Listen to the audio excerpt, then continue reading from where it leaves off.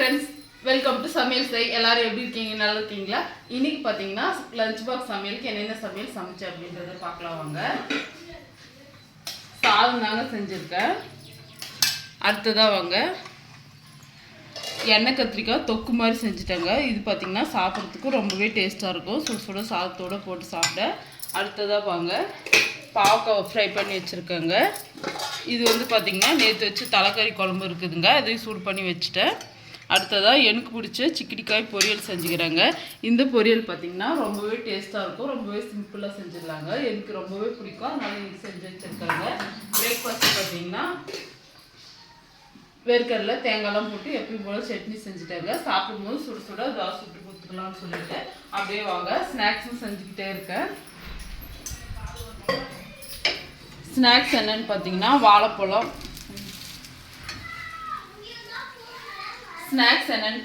வாழைப்பழம் தேங்காய், இதுக்குள்ளே பார்த்தீங்கன்னா முட்டை இதெல்லாம் போட்டு பேன் கேக் மாதிரி செஞ்சுருக்காங்க.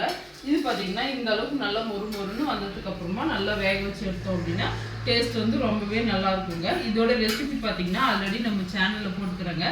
கண்டிப்பாக வந்து இதே போல் செஞ்சு சாப்பிடுங்க, ரொம்பவே டேஸ்ட்டாக இருக்கும். குட்டீஸ் பார்த்தீங்கன்னா அழகாக இது போல் குட்டி குட்டியாக நான் ஊற்றி வச்சுட்டேங்க. இப்போ பாருங்கள் எனக்காக செய்ய போகிறேன். எனக்கு பார்த்தீங்கன்னா இது போல் தோசை மாதிரி செஞ்சுக்கிறாங்க. தோசை மாதிரி இது போல் ஊற்றிட்டு எனக்கு பார்த்தீங்கன்னா இது போல் சாப்பிட ரொம்பவே பிடிக்கும். தேங்காய் வந்து இது போல் கட் பண்ணி வச்சுருக்காங்க. கட் பண்ண தேங்காவை பார்த்தீங்கன்னா இந்த தோசை மேலே இது போல் சேர்த்துக்கலாம். எண்ணெய் வந்து சேர்த்துட்டு இப்போ மூடி வச்சிடுறேன். இப்போ பார்த்தீங்கன்னா மூடி வச்சிடுறாங்க. மூடி வச்சுட்டு நல்லா வேகட்டும். சாப்பாடு வந்து போட்டாங்க, சாதம் போட்டேன். இப்போ பொரியல் வந்து வச்சுக்கிறேங்க. பொரியல் வந்து பார்த்தீங்கன்னா நான் எப்பவுமே இது போல் சாதத்துலேயே வச்சுருவேன். அவங்க இது போல் தான் கேட்பாங்க.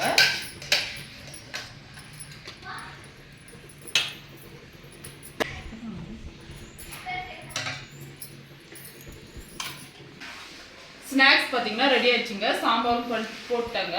இன்னைக்கு இதெல்லாம் தாங்க நான் சமைச்சிருந்தேன். உங்கள் வீட்டில் நீங்கள் என்னென்ன சமையல் சமைச்சிங்க அப்படின்றத ஷேர் பண்ணிக்கோங்க ஃப்ரெண்ட்ஸ். ஓப்பன் பண்ணி பார்க்கலாங்க.